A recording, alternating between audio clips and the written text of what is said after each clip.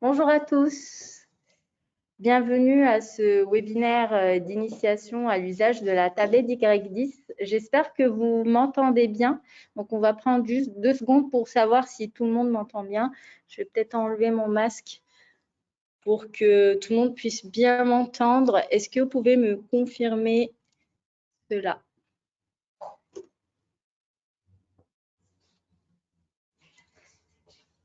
C'est tout bon, donc on me confirme que vous m'entendez très bien. Donc je me présente, je suis Sana Domaïma, je suis chef de projet sur iSchool. Je serai aujourd'hui avec ma collègue Hortense et on vous présentera le webinaire d'aujourd'hui. Donc j'ai ma collègue qui est juste là. Bonjour à tous, bienvenue, Hortense Jean, voilà, donc je travaille avec Omaïma et on va vous présenter aujourd'hui donc le webinaire consacré au premier pas avec la tablette YouKnowWhy Y10. On va attendre 2 minutes supplémentaires, voilà, pour que tout le monde puisse se connecter rapidement et on va démarrer.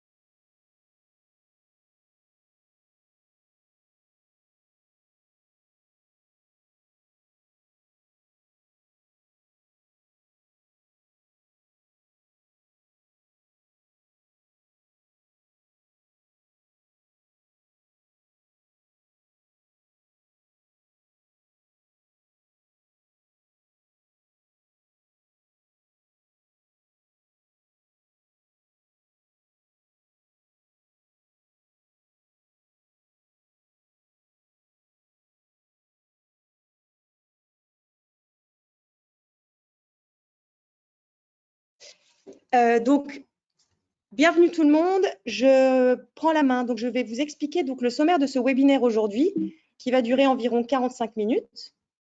Comme vous le voyez ici, vous allez voir, en fait, il y a alors juste, voilà, vous voyez, il s'affiche la petite console. Alors juste, voilà, comme ça, vous allez mieux la voir. Donc, on passe par un outil qui s'appelle GoToWebinar, qui va vous permettre, en fait, déjà de regrouper un certain nombre d'informations sur le côté et de pouvoir nous poser des questions. Donc, comme vous pouvez le voir sur le bouton en haut à gauche, je viens de le faire de mon côté, on peut réduire cette console pour que vous puissiez bien voir l'écran dans sa globalité. Ensuite, vous avez ici un espace, donc là, c'est un PDF. Vous allez voir, en fait, c'est le support que nous vous transmettons aujourd'hui. Vous pouvez ainsi le télécharger et l'avoir sur votre tablette ou votre ordinateur. Et l'espace ici, vous l'avez tous, vous pouvez poser vos questions. Aujourd'hui, donc avec Omaïma, on est là en tant que présentatrice et nous avons Vincent et Salomé qui sont derrière leur ordinateur et qui vont répondre à vos questions directement dans cet espace chat. Et pour certaines, nous les poserons à l'oral afin que la réponse puisse bénéficier à tout le monde. Du coup, c'est parti. Je vous explique donc le sommaire. On va faire un premier point sur la prise en main de la tablette Y10. On va revenir sur comment on se repère dans l'interface, les caractéristiques de la tablette et comment on se connecte au Wi-Fi également. Dans un deuxième temps, nous allons parler des ressources pédagogiques, tout ce qui est application et manuel scolaire. Et la troisième partie de ce webinaire sera consacrée au site assistance, à tout ce qui est procédure SAV et les contacts utiles qui vous accompagneront tout au long de l'utilisation de votre matériel. Donc, pour cette première partie de prise en main de la tablette, on va découvrir ensemble dans un premier temps les caractéristiques. Donc, c'est assez simple, c'est une tablette qui fonctionne sous le système Android. Elle a un stockage de 32 Go, une autonomie de 8 heures, ce qui est idéal pour une journée de cours. Pour la partie connectique, donc c'est également intéressant puisqu'on a un USB type C pour charger sa tablette. On a un port micro SD pour pouvoir mettre une carte SD pour pouvoir stocker ces données. On a également une prise jack qui permet à la fois de brancher des haut-parleurs ou encore un casque.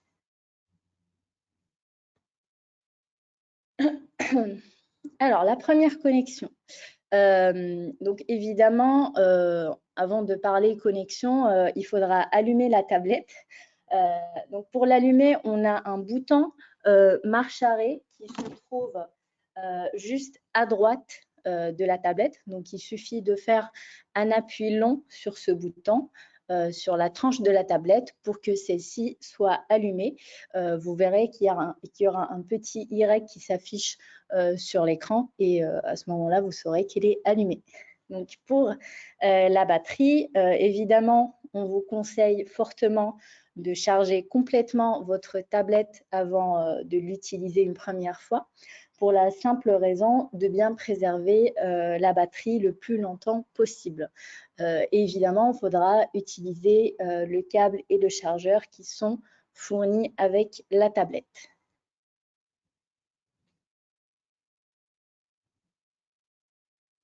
Donc, avant de passer à cette partie de repérage sur l'interface Android, j'aimerais bien savoir si tout est clair à ce niveau-là et qu'il n'y ait pas forcément qu'il n'y ait pas de questions pour la partie caractéristique de la tablette.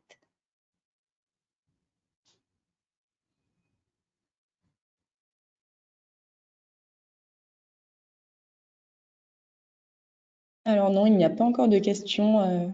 Oui, tout est clair, on me dit. Super. Donc, on va pouvoir passer sur la partie repérage sur l'interface Android de la tablette. Alors, pour bien naviguer sur sa tablette, donc il y a 3 éléments à connaître. Donc, on a d'abord l'écran d'accueil avec l'ensemble des raccourcis. On a un tiroir d'applications dans lequel on va pouvoir trouver tous les raccourcis d'applications qui sont déjà installés. On aura aussi accès aux paramètres de la tablette. Et finalement, le dernier élément, c'est le volet de notification. Donc, ces 3 éléments, on va pouvoir les voir en live. Donc, là, je vais pouvoir vous montrer ma tablette. Hop. Alors, là, on a l'accueil. Donc, là, on a l'écran d'accueil sur lequel on a tous les raccourcis. Ensuite, on a le tiroir d'application. Donc, c'est le petit bouton qui est juste en bas. Donc, si on le tire vers le haut, on accédera à toutes les applications qui sont présentes sur la tablette, notamment les applications des manuels numériques que j'imagine vous utilisez assez souvent. Vous pouvez également accéder aux paramètres de la tablette. Et donc là, vous avez accès à toutes les configurations possibles, notamment pour le réseau Internet, pour le son, pour le stockage, etc. Donc j'en passe. Il y a tout ce qu'il faut pour configurer au mieux sa tablette en fonction de son usage. Et donc là, je reviens sur le volet de notification, donc le dernier élément dont j'ai parlé, qui se trouve juste en haut de la tablette. Donc, il suffit de défiler vers le bas pour pouvoir voir toutes les notifications qu'on a sur la tablette. On a entre autres des petites icônes qui sont juste en haut, notamment celui du Wi-Fi. Donc là, c'est assez simple. Par exemple, pour vous connecter au Wi-Fi, il suffit de faire un appui sur l'icône et là, on va pouvoir accéder à tous les réseaux locaux qui sont disponibles et on va pouvoir choisir le réseau Wi-Fi qui nous convient. Donc pour ma part, ma tablette, elle est déjà connectée au premier réseau School. Sinon, par exemple, il suffit de cliquer sur un autre réseau et de taper le mot de passe correspondant. Ensuite, cliquez sur se connecter qui est juste en bas et là, votre tablette sera évidemment connectée à Internet. Donc là, je vais pouvoir revenir sur ma présentation. Par contre, je vais pouvoir peut-être rappeler avant ça qu'il y a évidemment un élément très important aussi à connaître, puisque j'imagine que vous allez devoir télécharger pas mal de documents. Et donc, vous allez vouloir les retrouver. C'est assez simple. Donc, juste sur mon tiroir d'applications, j'ai une application qui s'appelle Files, qui est juste là. Donc, je vais pouvoir cliquer dessus. Hop.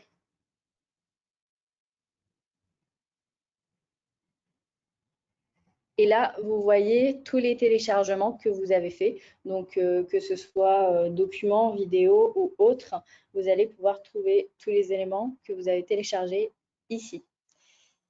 Voilà. Hop. Et je vais pouvoir revenir sur ma présentation.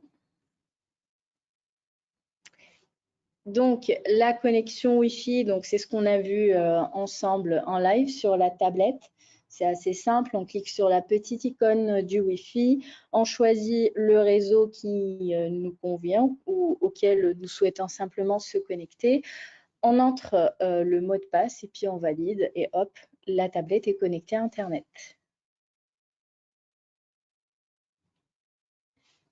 Alors, avant de passer à la partie MDM, est-ce qu'on a des questions par rapport à ce qu'on vient de voir? Alors oui, il y a une petite question. On demande si les élèves peuvent utiliser Google Meet avec la tablette. Très bonne question. Je vais peut-être demander à mon collègue Vincent s'il a peut-être une idée sur le sujet, puisque c'est une question un peu spécifique. Bonjour à tous. Alors, je viens d'y répondre par écrit, pardon. J'ai mis du temps. L'application Google Meet, elle n'est pas dans notre catalogue MDM. Le MDM, on en parle juste après. Et cette application, le Play Store, le magasin d'applications Google, n'est pas accessible aux élèves sur les tablettes. Je pense que c'est un sujet que Maïma va vous expliquer juste après. Donc, en l'état, cette application, non, elle n'est pas utilisable par les élèves. En revanche, pour faire des vidéoconférences, vous avez d'autres outils, notamment ceux de l'ENT ou du CNED. Merci Vincent. Donc effectivement, on parlera du Play Store un peu plus tard. Mais avant cela, je vous propose de découvrir ce qu'est le MDM. Donc, le MDM, le Mobile Device Manager. Donc, c'est tout simplement un logiciel qui vous permet de gérer le parc de vos équipements, savoir l'ensemble des terminaux, que ce soit tablette ou ordinateur, qui se trouvent dans votre établissement. Parmi les actions que le MDM permet, donc, c'est faire le suivi et l'inventaire de l'ensemble de ces équipements numériques, de pouvoir déployer et mettre à jour les applications en masse dans votre établissement, notamment les applications des manuels numériques, et finalement faire des configurations réseau, notamment le réseau Internet, le Wi-Fi, qu'on a vu tout à l'heure. Je souligne également que le MDM, il est géré par le référent numérique qui est désigné dans votre établissement ou encore d'autres personnes éventuellement en fonction de l'organisation de votre établissement. Donc, on peut avoir un ou plusieurs référents numériques dans l'établissement et ce sera ces personnes-là qui auront la main ou plutôt les codes administrateurs pour pouvoir gérer l'ensemble du parc de l'établissement.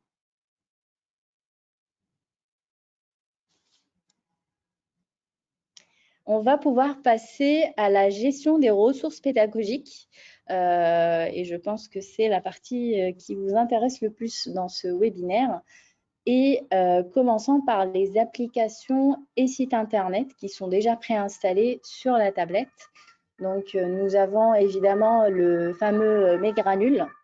Donc, c'est une banque de ressources de données certifiées qui peut être utilisée à la fois par les enseignants et par les élèves, que ce soit pour la préparation des cours ou d'un exposé, ou que sais-je. Donc, c'est très intéressant comme source d'information puisqu'elle est très fiable et certifiée.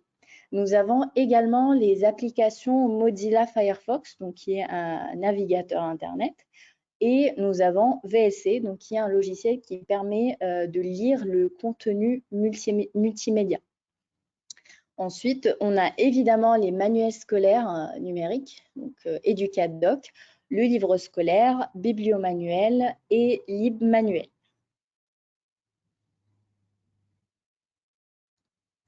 Alors, les manuels scolaires, donc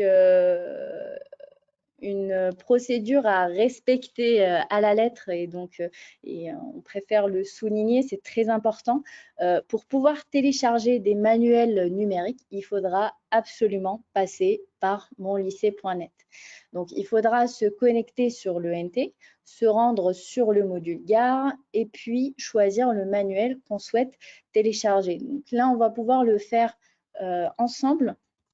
Je vais vous montrer donc, hop.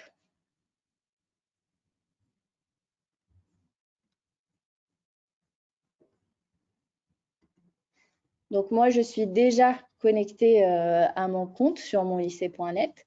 Donc, si je veux télécharger un manuel numérique, il suffit que j'aille sur la petite grille, j'appuie sur le plus et là, je vais pouvoir arriver ici, donc sur Gare Média Centre. Si je clique dessus, je vais avoir accès à tous les manuels scolaires qui sont disponibles.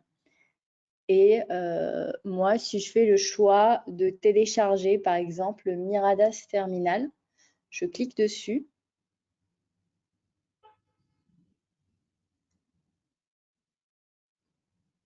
Et donc là, j'ai la possibilité de lire mon manuel en ligne sur mon navigateur.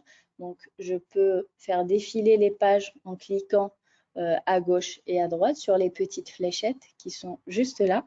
Sinon, si je fais le choix de télécharger ce manuel, c'est assez simple. Il suffit de cliquer sur télécharger qui est juste en haut. C'est un petit nuage avec une flèche en bas. Donc, je clique dessus.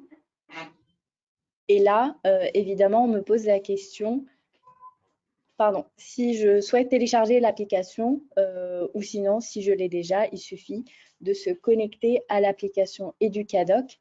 Et donc, à partir du moment où je clique dessus, je vais pouvoir télécharger mon manuel et le retrouver sur Educadoc. Et là encore, je peux le consulter en ligne et hors ligne. Et donc, c'est ça qui est intéressant. Et je vais vous montrer ça directement sur ma tablette. Hop. Donc, là, on a évidemment téléchargé au préalable ce manuel, puisqu'il faut savoir qu'en fonction du volume du manuel, ça prend plus ou moins du temps pour que ce soit pour que ce soit téléchargé. Donc, nous, on l'a fait au préalable. Et là, je vais vous montrer sur l'application Educadoc que je peux voir mon manuel.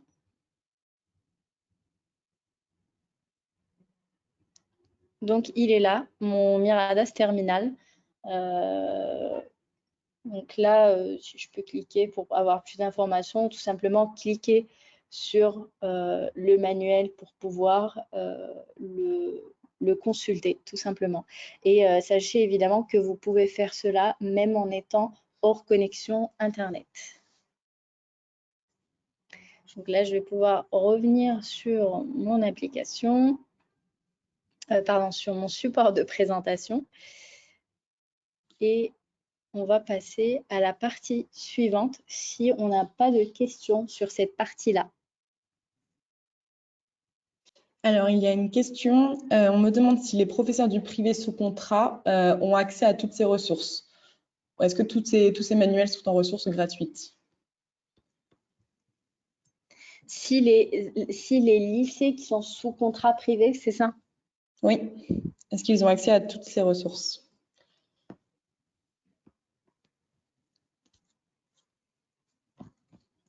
Je vais essayer de répondre, pardon. Ouais, Omaima, Ok. je prends la main sur cette question. J'étais en train d'y répondre par écrit. Donc, ce que j'écrivais, ce que je vais envoyer juste après, c'est que les licences de manuel sont liées au compte ENT-monlycée.net et c'est appliqué par le système du GAR. Le GAR, donc c'est le module qui permet d'appliquer des licences, en l'occurrence des manuels scolaires. Et donc moi j'ai pas la réponse exacte sur les lycées privés. Néanmoins, si vous avez des questions sur ce sujet, vous pouvez vous retourner vers le libraire de la région Île-de-France qui s'appelle LDE. Je vais mettre l'adresse mail du libraire. LDE, c'est peut-être le libraire dans d'autres régions aussi. Euh, donc c'est par leur intermédiaire que vous aurez peut-être une réponse directe, ou aussi la région Île-de-France, le pôle lycée, j'imagine. Je vais mettre les deux adresses mail ou le site internet lié à ces services. Merci Vincent. Ok, donc est-ce qu'il y a d'autres questions ou est-ce qu'on peut passer à la partie suivante?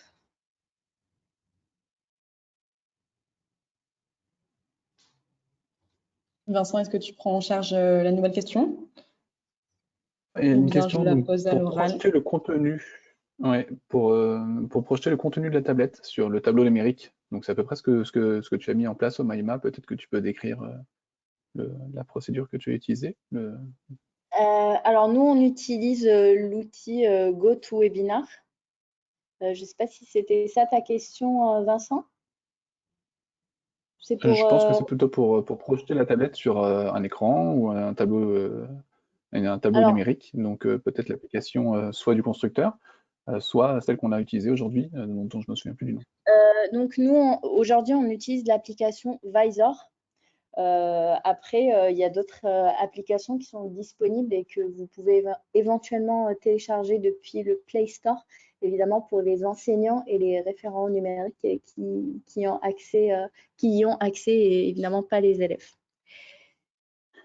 Il y a un protocole, techniquement, il y a un protocole en fait dans la tablette qui est mis en place par Android et qui permet de projeter sur un écran connecté, donc sans fil, et donc on peut projeter comme ça de la sorte si les deux appareils sont compatibles l'image. Peut-être que tu Exactement. pourrais me montrer cette Alors, partie dans les paramètres de la tablette. alors je vais peut-être partager l'écran de ma tablette.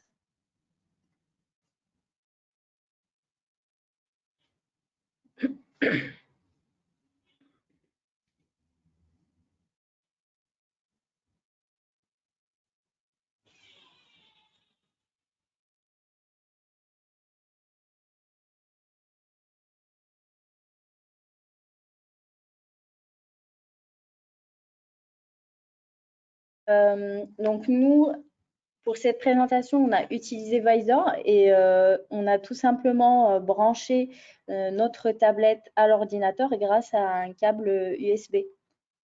En fait, c'est Visor, ça s'écrit V-Y-S-O-R. On pourra se renseigner, il y a d'autres sites et d'autres applications possibles. En fait, Visor, vous allez pouvoir, à partir d'un câble USB, il y a une version qui est gratuite en ligne. Et en fait, en branchant un câble USB, vous pouvez projeter l'écran de votre téléphone, d'un ordinateur ou d'une tablette sur un autre device, sur un autre terminal.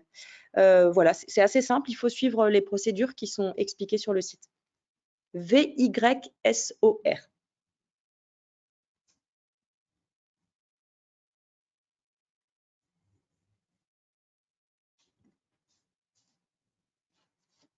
Ok, donc merci Hortense. On va pouvoir passer à la partie d'ajout d'application. Donc on a 3 cas de figure. Soit on a une application qui est disponible sur le Play Store et à ce moment-là, vous serez autonome et libre de la télécharger. Évidemment, ce ne sera pas le cas pour les élèves puisqu'ils n'ont pas accès au Play Store, contrairement aux enseignants. Ensuite, le deuxième cas de figure, c'est que vous avez besoin d'une application qui est disponible sur le catalogue du MDM. Et donc, à ce moment-là, il suffit simplement de demander à votre référent numérique de vous la faire installer sur votre tablette ou encore celle de vos élèves, puisque c'est lui qui aura la main pour le faire. Et nous, on a une liste de l'ensemble des applications qui sont disponibles sur le MDM. que je vais pouvoir vous montrer.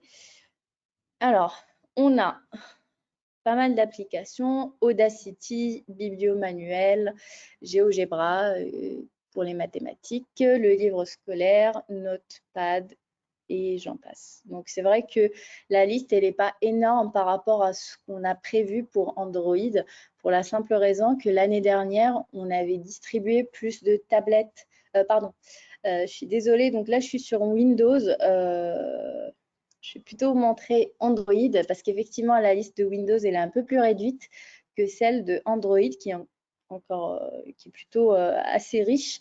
Donc, on a plus de 80 applications.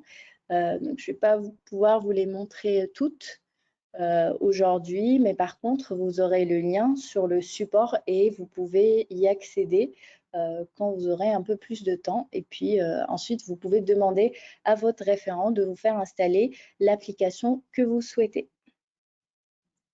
Et dernier cas de figure, donc c'est quand l'application n'est pas dans le Play Store, n'est pas disponible sur le MDM. Alors à ce moment-là, il faudra faire une demande à votre référent numérique qui, lui, de son côté, va pouvoir envoyer toutes les demandes de tous les enseignants auprès de votre DAN qui va ensuite étudier cette demande et si elle approuve, donc nous, évidemment, on est en contact constant avec les DAN et donc si jamais donc il y a une application qui a été approuvée, nous, de notre côté, on la rend tout de suite disponible sur le catalogue. Est-ce qu'on a des questions à ce niveau-là? Alors, il y a une question, effectivement. L'application Educadoc est-elle aussi disponible pour les élèves? Est-ce que les élèves ont aussi l'application Educadoc avec les manuels numériques? Oui, l'application Educadoc, effectivement, comme tu le disais, Maïma, fait partie des applications qui s'installent dès que les tablettes sont branchées au Wi-Fi et reconnues par le MDM.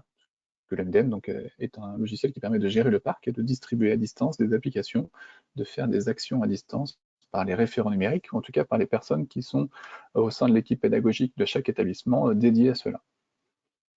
Donc, exactement. Oui. Donc, comme disait Vincent, enseignants et élèves ont accès à toutes les applications des manuels numériques. Et il y avait au tout début des questions sur l'application Files dont tu as parlé tout à l'heure, qui permet de retrouver les répertoires et les fichiers à l'intérieur de la tablette. Est-ce que tu pourrais passer sur ta tablette et afficher le tiroir d'application? Puisque donc, comme sur un téléphone Android, la tablette, elle fonctionne de la même façon. Il y a la page d'accueil, la home page, sur laquelle il y a des applications, et on peut aussi afficher le tiroir qui permet de visualiser toutes les applications qui sont installées sur la tablette. Donc il faut tirer, en fait, voilà, il faut tirer de bas en haut en partant du bas pour afficher ce tiroir. Et donc l'application Files, on la voyait voilà, sur la deuxième ligne, dernière colonne en l'occurrence. Et si on ne la voit pas ici, c'est qu'a priori elle n'y est pas, mais elle devrait y être puisqu'elle est native dans la tablette. Elle fait partie des applications qu'on a installées lors de la construction, lorsqu'on a mis l'image Android. Voilà. Et sinon, on peut aussi chercher en haut par le champ de recherche l'application si on avait beaucoup d'applications.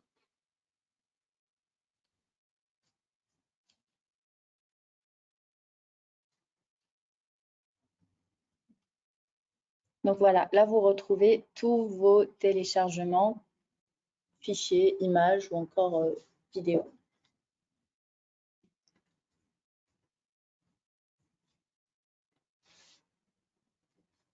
On a une autre question. Est-ce que l'application Educadoc est-elle disponible sur le Play Store quand elle n'est pas sur la tablette?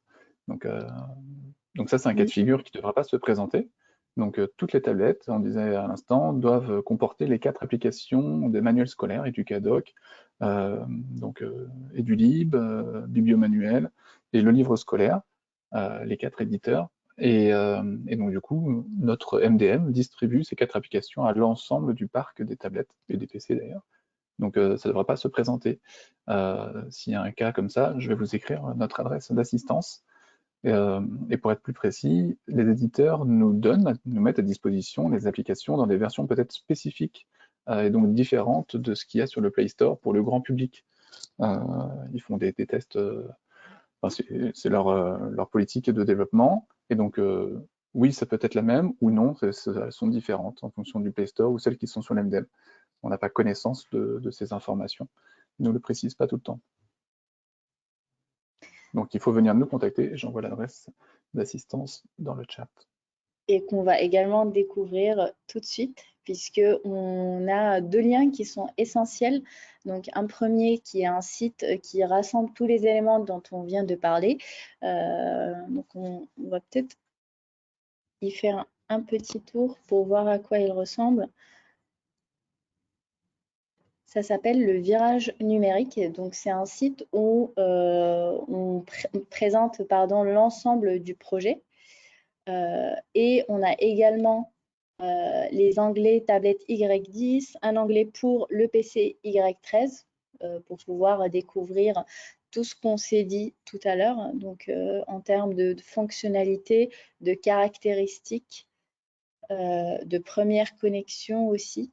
Donc si je vais par exemple sur le Y13, je vais pouvoir donc découvrir les caractéristiques de ce matériel. Une vidéo pour le premier démarrage, donc pour les personnes qui vont prochainement avoir un ordinateur Y13, donc ils pourront éventuellement consulter cette vidéo pour savoir comment se connecter une première fois à leur machine. Vous avez également donc toute la description de la connexion à la session ENT, comment paramétrer son proxy, voilà, la gestion du MDM, la gestion des applications. Donc, par exemple, ici, on a mes granules. Comment ajouter une application? Donc, c'est ce qu'on vient tout juste de voir. Les manuels scolaires et un lien super intéressant. Donc, comment télécharger mes manuels numériques. Il faut savoir que entre l'ensemble, les différents éditeurs, la manière de télécharger un manuel numérique peut différer légèrement en fonction de chaque éditeur. Et c'est pour ça qu'on a mis un lien juste ici. Donc, c'est un document qui vous montre comment télécharger un manuel numérique en fonction. Donc là, je vais un petit peu dérouler pour vous montrer. Par exemple, là, on a comment télécharger un manuel avec l'application LibManuel. Et donc, sur ce document-là, vous avez la même chose pour l'ensemble des applications numériques. Donc, je tenais à souligner ce petit point. Et donc, vous aurez évidemment le temps de regarder, de consulter ce site internet qui est riche en informations. Vous avez également 2 onglets qui sont très intéressants. Donc, un premier qui est l'assistance qui vous permet de prendre contact avec nous en fonction de votre profil, que vous soyez élève, référent ou agent. Vous pouvez nous contacter. Vous avez un dernier onglet, la FAQ, dans laquelle vous pouvez trouver des réponses à vos questions avant de prendre contact éventuellement avec nous. Donc, en fonction de l'équipement que vous avez des informations par rapport à l'ordinateur, à la tablette, au process SAV et les applications et manuels. Donc, je vous laisse consulter tranquillement ce site internet et je vous rappelle également le site d'assistance SAV. Donc, pour tout souci technique avec votre matériel, n'hésitez pas à nous contacter donc à cette adresse-là, idf.highschool.com/support. Nous prendrons en charge votre demande et essaierons d'apporter une réponse le plus tôt possible et éventuellement lancer une procédure SAV quand cela est nécessaire. Et donc, en parlant de SAV, je vais pouvoir vous expliquer comment ce process se passe chez nous. Donc, on a mis un petit schéma. Je vais vous expliquer rapidement. Donc, quand un lycéen a un souci avec son équipement, que ce soit une tablette ou un PC, et d'ailleurs pas qu'un lycéen, ça pourrait être le cas aussi d'un enseignant, donc il vient nous contacter via la messagerie instantanée ou le chat.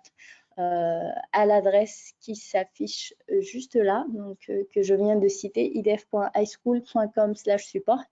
À ce moment-là, donc il y a une personne de notre équipe qui va faire les vérifications nécessaires à distance pour pouvoir identifier le problème et apporter, si possible, une solution à distance. À ce moment-là, donc c'est bon, le problème est résolu, on va pouvoir fermer cette demande. Sinon, si ce n'est pas possible de le faire à distance, à ce moment-là, on va devoir lancer une procédure SAV. Et donc, pour cela, nous, à notre niveau, donc chez UnoY, on va créer un ticket et on va inviter le lycéen à déposer son terminal auprès du gestionnaire SAV qui a été désigné dans l'établissement. On va pouvoir créer le ticket, l'envoyer à la poste. Donc ça, c'est notre process à nous. Mais vous, ce qui est intéressant, ce qui est important pour vous, c'est que quand l'élève ou l'enseignant va venir déposer le matériel défectueux chez le gestionnaire SAV, donc ce gestionnaire, il va recevoir également un bordereau Colissimo par email qui sera envoyé par la poste.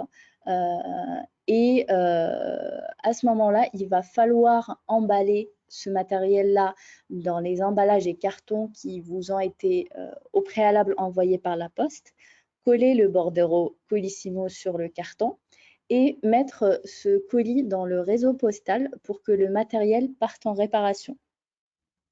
Donc, quand le matériel arrive chez la poste, soit on procède à une réparation ou un échange en fonction de l'incident. Et ensuite, la poste va pouvoir renvoyer cet équipement-là à son établissement et il sera récupéré par son propriétaire via le gestionnaire SAV. Donc voilà le process SAV en bref. N'hésitez pas, de toute façon, vous aurez le support si vous voulez le consulter pour comprendre mieux comment se passe le process. Je ne sais pas s'il y a des questions peut-être auxquelles on pourrait répondre.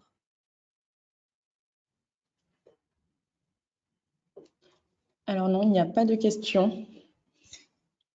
J'en profite, en attendant peut-être que certaines questions arrivent, de vous montrer en fait le lien du site internet dont on a parlé. Donc, comme vous l'avez vu là sur la présentation, donc le site internet qui vous permettra d'avoir pas mal de réponses de manière générale, sans connexion. Et donc, le site assistance sur lequel vous pourrez faire vos demandes SAV, etc. Donc, le site internet, il se présente comme celui-ci. L'objectif, c'est de communiquer de plus en plus sur ce site. Vous allez voir en haut ici, vous allez voir les premiers onglets. Donc, on explique le projet, pourquoi l'Île-de-France a décidé d'équiper.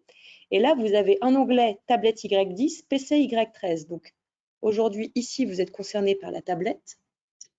Je vais réduire un petit peu l'écran. Et donc, ici, vous allez avoir voilà, la découverte de toute la tablette avec une présentation, la prise en main, les différentes applications et les manuels scolaires. Donc, tout est explicité. C'est un petit peu ce qui a été dit aujourd'hui. Mais vous aurez voilà, toutes les informations que vous allez retrouver et que vous pourrez retrouver en lien systématiquement. Ici, le repérage dans l'interface, on réexplique les différents points clés. Et là, pour la gestion des applications, voilà, vous avez même des vidéos et des tutoriels pour voir en gros les applications qui sont embarquées sur votre tablette.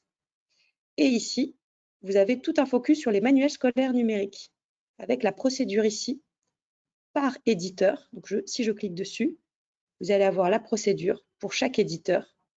Voilà, c'est d'un pas à pas et on vous explique comment ça fonctionne.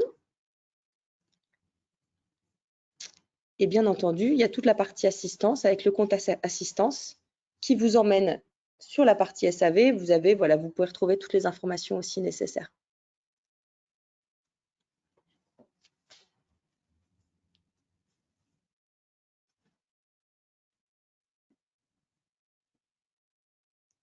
Y a-t-il d'autres questions?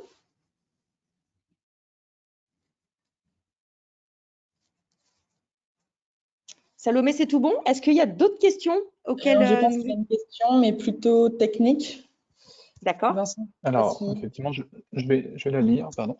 Je suis dans un atelier technique. Je voudrais demander à mes élèves de filmer des manipulations avec leur tablette. Quels sont les moyens pour que je puisse récupérer leur vidéo via ma tablette? Donc, il y a la possibilité physique. Ils filment donc avec leur tablette une vidéo, ils mettent une carte SD, ils vous donnent la carte SD, vous faites le transfert comme avec une clé USB, ça revient au même. Sinon, il est possible de passer par un espace de téléversement. Vous pouvez ouvrir de votre côté, sur votre site perso, un dossier partagé du lycée, un espace où ils peuvent téléverser par Internet la vidéo. Il y a bien des choses, bien des moyens pour faire cette opération. Je ne pourrais pas vous donner une liste exhaustive, mais je pense par exemple à une Dropbox personnelle. Alors, je ne veux pas promouvoir non plus les outils non français et demander de créer des comptes aux élèves, mais il y a il y a plein de façons de faire. Ou par le NT, on peut transférer un document par le NT aussi, non? Par le Et même NT, une il est aussi vidéo? possible. Ouais. Alors, je ne connais pas la limite effectivement par fichier, mais le NT monlycée.net doit permettre effectivement ce genre de manipulation. On vous montre là en direct, par exemple, pour retrouver la caméra sur votre tablette. Hop, donc c'est directement sur l'écran d'accueil. Et vous voyez, Donc là, vous avez la possibilité de prendre des photos ou encore des vidéos pour filmer notamment les expériences dont l'enseignant a parlé tout à l'heure. Donc là, vous voyez juste notre blackboard énorme qui est noir. Mais c'était juste pour vous montrer qu'effectivement, vous avez accès à une caméra et qui est d'ailleurs juste là. voilà.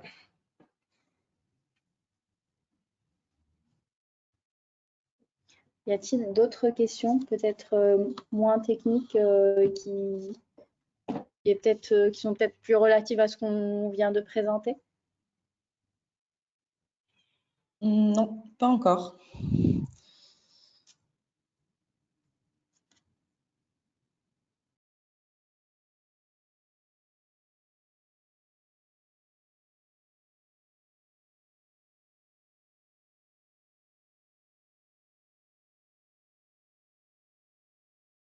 Donc, si jamais vous avez peut-être d'autres questions qui vous viennent à l'esprit après ce webinaire, n'hésitez pas à nous contacter via l'adresse mail idf@highschool.com ou voilà, pour nous contacter via le chat.